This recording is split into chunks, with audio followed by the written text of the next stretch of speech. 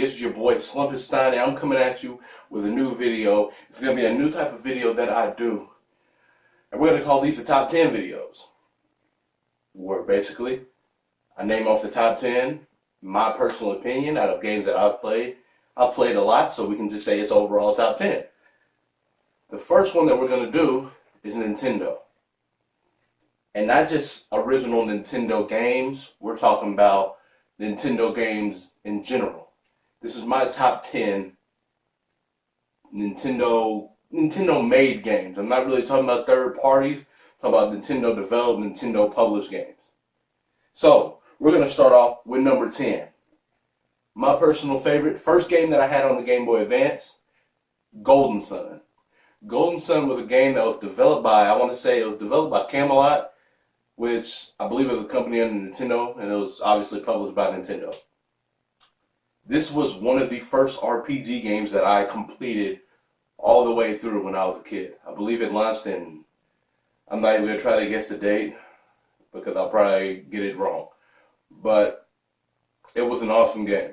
I can remember now playing through it, beating the last boss, putting the dang Game Boy down like, hey, I just beat the damn boss. Game over. And then that nigga transformed. So I have a lot of memories with that game. I actually still have one of them. I don't think it's the second one. Well, I have the first one right here. I have the second one right here.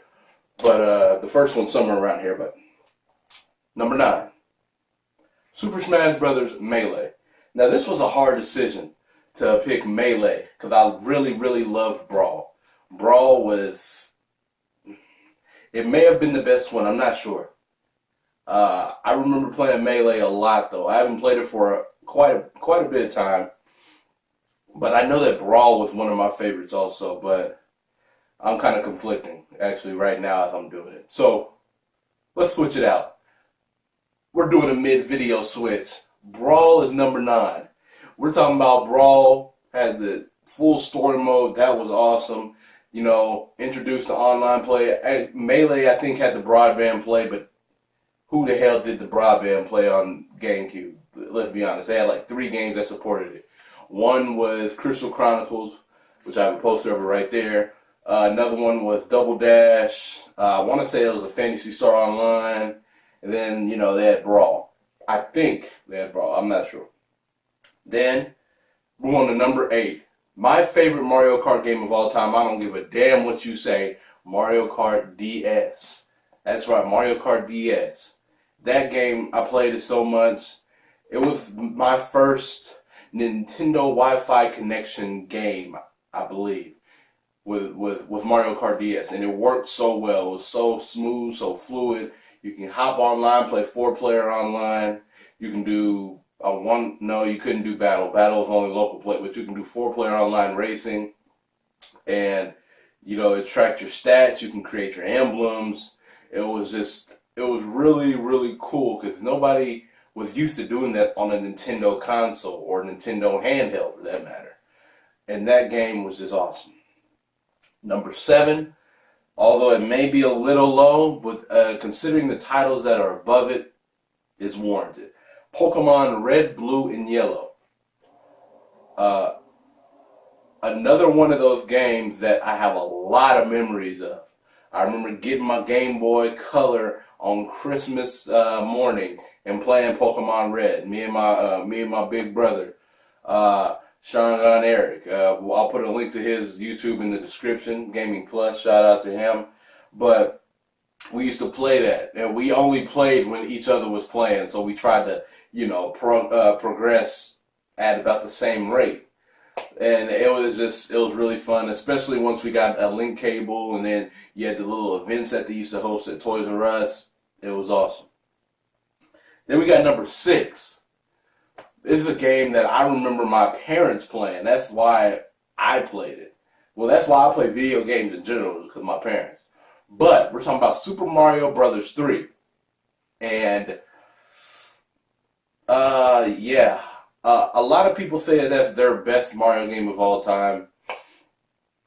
I'm not going to say that, probably because I grew up in a slightly different generation, but the game is awesome nonetheless. You got the You got the airships, and the level creation, all the different items you can use. It was different. It wasn't anything that had been done in a Mario game up to that point, and it was a really awesome game. Number 5, Donkey Kong Country. You got it right. Donkey Kong Country. I got it right up there. Boy, that countless hours were spent playing Donkey Kong Country, and it is a hard game. That was back when Rare used to make bomb-ass titles for Nintendo.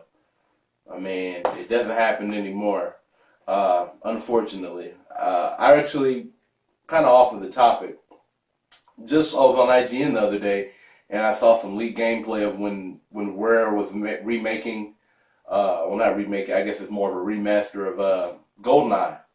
And, yeah, it looked pretty awesome. Too bad Nintendo shut that shit down.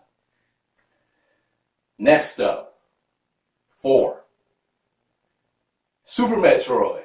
Super Metroid. I've been waiting for how long to get another game like Super Metroid? Well, I guess I got it. Metroid Fusion was badass also. Even Zero Mission was pretty badass. But although I did like Metroid Prime Hunters, I wasn't the biggest fan of the Metroid Prime series. I just wasn't. But Super Metroid, it was 2D side-scrolling perfection. There's really nothing else to say. It was perfection. And, it's just an awesome game.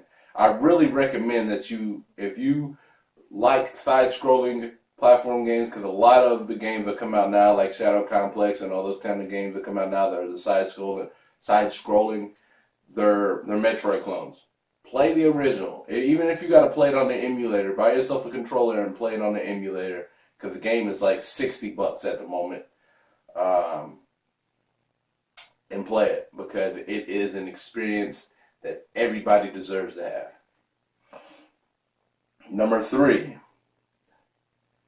This was hard, man. And I might catch some flack for this, though. But Legend of Zelda Link to the Past. Now, you might be thinking, well, number 3 is good. Man, I don't know. The 2 games that are above it, you just can't really argue with, man. But Legend of Zelda Link to the Past. You got 2 worlds, and it was just all that Nintendo, with every iteration of their games, they add new features that are not found in any other game. It's just awesome, man. Zelda is a true adventure game, and you get lost in the endless opportunities that you have, and that's why Zelda is my favorite game franchise of all time. I've never played a Zelda game that I did not like. A Nintendo-made Zelda game that I did not like. We're not talking about Wanda Gamelon. They have never released a bad Zelda game. Okay? It's just amazing. But A Link to the Past is really, really nice. It's another game I'm looking for to add to my collection. But it's another one of those games that's like, it retails for almost $40, so I'm not gonna buy it for retail. I'm just hoping that I find it in the wild. Maybe one day I'll just break down and buy it for retail, because I really do want it. Number 2, we got Super Mario 64, man. Boy, oh boy, Super Mario 64. That was another one of the first games that I got for my 64. And I loved every single second of it, because that was, it had never been done. Never been done. It's not, I guess you can't say it's open world, but just the 3D platform, using the dang control stick, they revolutionized gaming with that. Once again, I just remember spending countless hours trying to get to 128 stars. Trying to do the jump kick glitch over the right side of the castle. I don't know if you guys know what I'm talking about, but you jump off each side of the wall, and then you get to the top. If usually you have to wait till you get 128 stars, hop into the what am I thinking, the pipe cannon, and blast up there to see Yoshi. But there was a glitch where you could jump up the side of the dang thing. I could never do it. Although when I was trying, I was like 10 or 11. But I could never do it. You know, maybe I'll pop it in and see if I could do it nowadays. But, man, I just have a lot of memories. That game was just awesome. You know, you get your 8 stars or, you know, whatever the case may be, and then you got your Bowser level. You go through the Bowser level. At the end of the Bowser level, you have to fight Bowser. Every single time they add a new thing. They add some bombs, or they add the level disappearing from beneath you. You know, it was just a lot of fun, and it wasn't too challenging for kids back then to play. You know, but we're gonna go on to number 1, man. Number 1, Ocarina of Time, my best game of all time. Okay. Okay, I don't have this right here. I don't have this right here for no reason, man. We're going to go ahead and sit down with this. Ocarina of Time, man, it's the best game of all time. So obviously it's the best Nintendo-made game of all time. That game is truly open world. You can do whatever you want. And the music, man, that's one thing. I have it in. I was just playing it 3 days ago. I've probably beaten the game. I actually keep count. It's like 21 times. And I have the game in right now. It's sitting right there, and I was literally playing it 2 days ago. That's how often I play that game. It has such replay value. It's not dated. It won't. It's not a game that's gonna get dated. The graphics were awesome. You know, you have Epona. Or Epona, I'm sorry, that you can ride. It was like, wow. It was just rolling with the punches, like, new thing here. Damn, I couldn't do that before. Damn. You know, and then the bosses. Let's not get started on the bosses. Every single boss, if you look at the art style of the bosses, and then you look at, you know, you have your temples, and then the idea of going back in time, and being able to jump from going back to a little kid and to adult Link, and, you know, being able to do that at your leisure.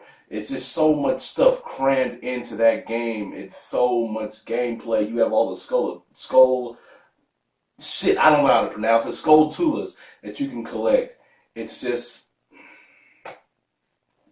that game is amazing, man. And I'm being serious. If you guys have not played that game, you have to play. You are not considered a gamer in my eyes until you have at least played The Legend of Zelda Ocarina of Time. That's how serious it is in my book.